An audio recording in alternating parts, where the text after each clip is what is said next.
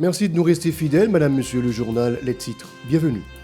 L'ancien sénateur Edgar Leblanc-Fils a été désigné ce 30 avril président du Conseil présidentiel de transition selon un consensus entre la majorité des membres du CP. Fritz Bélizer a également été choisi comme Premier ministre. Les membres du Conseil présidentiel de transition ont réalisé lundi une séance de travail sur la sécurité publique avec le haut état-major de la FADH, la PNH et l'unité de sécurité du Parti national USP. Au moins 200 policiers en provenance du Kenya devront être déployés le 23 mai 2024 dans le cadre de la mission multinationale d'appui à la sécurité en Haïti, a rapporté mardi la presse kenyane. Le nommé Jack Joseph a été interpellé lundi par des agents de la PNH dans le département du Nord pour sa présumée implication dans le trafic d'armes illégales. Le ministère de l'Éducation nationale annonce la disponibilité des relevés de notes finales et continue de prôner la numérisation des données scolaires. Des déplacés dans le centre d'hébergement situé dans la zone du Champ de Mars décrivent leur situation de vie comme lamentable. Ils ont déclaré que certains d'entre eux ont été touchés par des balles perdues. Restez avec nous pour le développement. De retour, comme annoncé, les membres du Conseil présidentiel transitoire ont désigné ce mardi l'ancien sénateur Edgar Leblanc-Fils, président du Conseil, et suite à une entente entre eux. L'élection présidentielle n'a pas eu lieu comme annoncé. Cependant, ils se sont engagés dans un consensus qui a abouti au choix du président ainsi que du nouveau Premier ministre Fritz Bélizer. Le coordinateur du Conseil présidentiel, Edgar Leblanc-Fils, dans son discours de circonstance, a déclaré que son choix découle de dialogue et de consensus. Il a annoncé que de nouvelles dispositions seront appliquées pour garantir la sécurité et amener la stabilité politique. Écoutons ses propos au micro d'Aubert Charles et de José François. Nous croyons dans le Conseil. Premier bagage qui est important pour nous, c'est cohésion entre nous.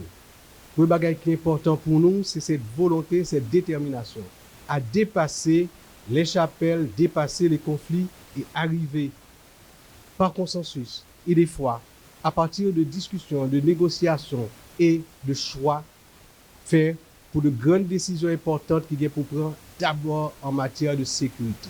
Libérer le pays de l'action de gens qui fait souffrir tellement de gens, qui fait tellement de victimes. Et ce matin, c'est publiquement que nous reconnaissons souffrance toute victime, tout sac déplacé, toute jeune fille, femme qui subit acte de cadéjac, tout le monde qui a caillou boulé, tout entrepreneur qui perdu entreprise. C'est responsabilité grande que le Conseil a gagné pour le mener dans tête frette en cherchant le consensus maximum à chaque fois, mais en étant déterminé pour nous arriver en 21 mois, respecter le mandat ça. De l'autre côté, le nouveau chef du collège présidentiel a exprimé sa gratitude envers les éminentes personnalités de la CARICOM et les autres acteurs qui ont pris part activement dans les négociations. Il promet de respecter le mandat du 21 mois pour assurer la transition et renforcer les institutions étatiques. Écoutons-le à nouveau. Les acteurs politiques, les acteurs de la société civile, les acteurs du secteur privé des affaires, des personnalités pour qu'on arrive à un consensus permettant de sortir de crises profondes qu'a marqué paysan depuis particulièrement l'assassinat du président de la République. Nous sommes en situation totale d'exception. Et depuis ce 11 mars, des discussions, des négociations, des concessions entre divers acteurs conduit à mettre en place ce conseil de transition et jeudi dernier, le conseil a prêté serment. À partir de cette prestation de serment, il était gagné d'abord pour choisir un président du conseil, ensuite pour lui lancer tout le processus, passant par invitation aux différents secteurs pour proposer et faire choix du Premier ministre, mettre en place un gouvernement et engager les différentes décisions importantes qu'il doit prendre pour que nous arrivions à des élections transparentes, crédibles, non contestées et qui permettent que le 7 février 2000 et qui permettent À partir de réforme constitutionnelle et autres à entreprendre, le 7 février 2026, Conseil là fini mandat et fait une passation de manière à ce que nous engagions définitivement. Edgar Leblanc-Fils a exprimé ses sympathies à l'endroit des victimes de l'insécurité. Il a déploré la violence qui a forcé les résidents à quitter leur domicile et a assuré que le CP travaillera pour instaurer un climat de paix dans le pays. Il est encore au micro de Bert Charles et de José-Philippe François. C'est publiquement que nous reconnaissons souffrance toute victime, tout sac déplacé, toute jeune fille, femme qui subit acte de Kadejak, tout le monde qui a caillou boulé, tout entrepreneur qui perdu entreprise. C'est responsabilité grande que le Conseil a gagné pour le mener dans tête frette en cherchant le consensus maximum à chaque fois, mais en étant déterminé pour nous arriver en 21 mois respecter le mandat ça. Matin, nous prenons 2 heures de temps de retard avant que nous venions devant le public là pour faire cet exercice de discussion, de négociation, de concession qui a amené à, au lieu de un vote de choix par ou majorité, en d'un conseil là de ça. L'acceptation de cet exercice prouve que nous sommes capables de discuter, négocier, faire concession et puis arriver à des résultats. C'est sous base de ça seulement que nous, dans le conseil là, nous croyons que nous sommes capables de porter résultats et remplir à plein notre mission. Je remercie tous les membres du conseil, je remercie les organisations politiques, les organisations de la société civile, parties prenantes de la crise et des négociations qui ont amené à la formation de ce conseil. Et leur présence ici encourage nous. Et par-delà, à travers la presse, remercier tout le peuple haïtien qui a les yeux braqués sur nous, qui attendent depuis longtemps et qui t'a même trouvé que nous sommes en retard, nous devons aller plus vite. C'est normal que vous pressez parce que vous avez souffert. Les 9 membres du Conseil présidentiel de transition ont organisé une séance de travail lundi avec le haut état-major de la FADH, la PNH et l'unité de sécurité du Palais national afin de définir des stratégies visant à combattre l'insécurité grandissante qui ruine le pays. Cette information a été communiquée par le représentant du CP de Famille-Lavalas, Leslie Voltaire, sur son compte X. Le regroupement politique des progressistes, lors d'une conférence de presse tenue ce mardi, a appelé la population à coopérer dans la lutte visant à éradiquer le banditisme. Francisco Alcide, membre de la cohorte patriotique, a réclamé de la part des nouveaux dirigeants un soutien accru pour la PNH ainsi qu'un renforcement au niveau des institutions publiques. Suivons-le au micro de Yasmine Sanon et de Marie-Carmel Auguste. Ak regroupement politique progressiste des peuples, correr la police ak la meilleure pour finir ak gang terroriste dans le pays. Tout peuple doit porter coller ak force publique pour mettre fin à créer toute qualité gang terroriste dans le pays. Trop sang coulé, trop innocents victimes en bas régime criminel PHTK ak alliés Lio qui n'a accord 21 décembre qui participent à distribuer l'argent by gang terroriste pour renforcer Karoa dans l'idée pour qu'un pouvoir cap garantit impunité et amnistie. Mandé peuple accompagner conseil présidentiel installé pour lui commencer le travail sans perdre de temps pour lui stopper vol cap fait dans l'État. Les peuple haïtien doit être vigilant pour le régime PHTK avec mon accord 21 décembre pas renouveler tête dans le conseil présidentiel installé. Parti avec le regroupement politique, après des gens qui ont dirigé le conseil présidentiel, fait plus d'efforts pour pouvoir contrôler le palais national avec primati.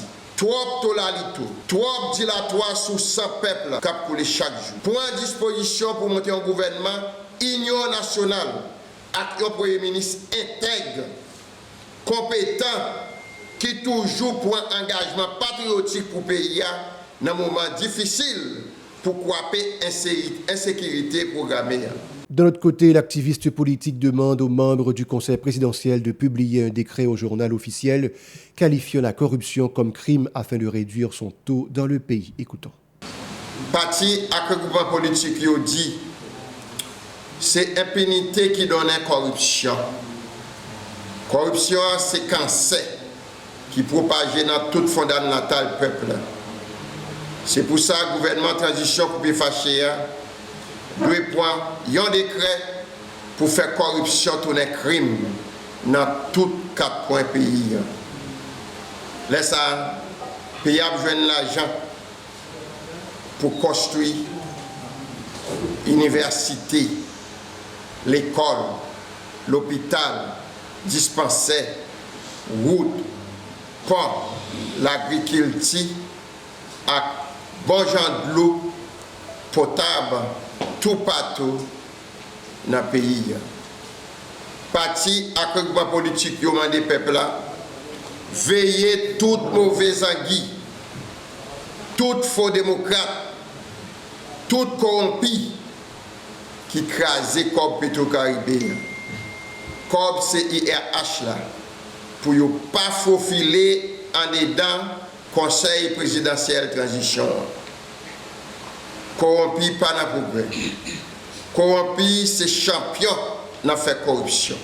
L'arrivée de 200 policiers kenyans dans le cadre de la mission multinationale de soutien à la sécurité en Haïti est prévue pour le 23 mai 2024, selon la presse kenyane.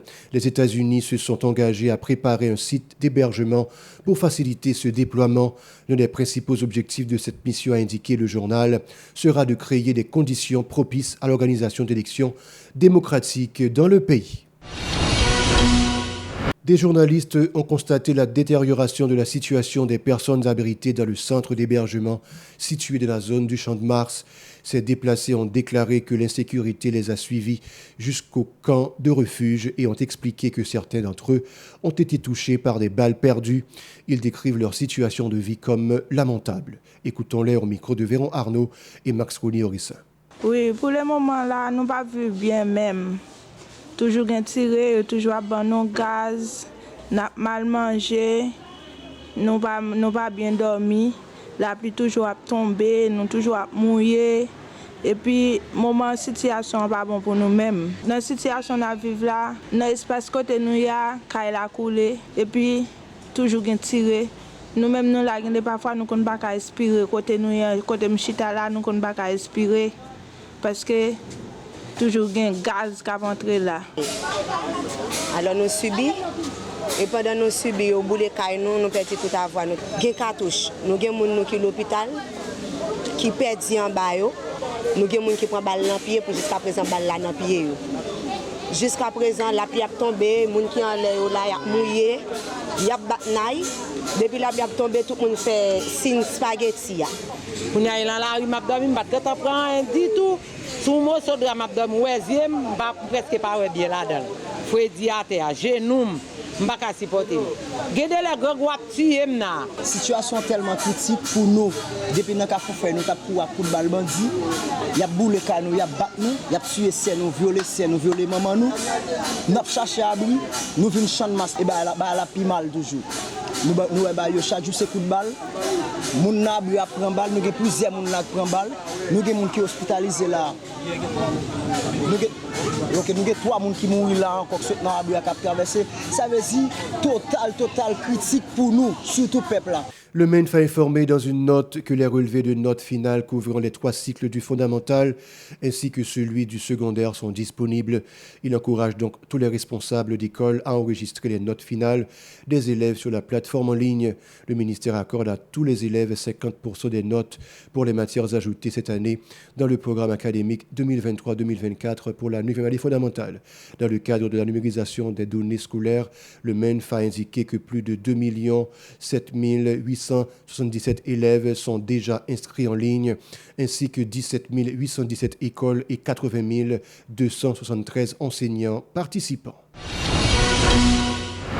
Voilà, c'est tout pour le journal. Bonne fête du travail sur la 54. Restez avec nous pour la suite.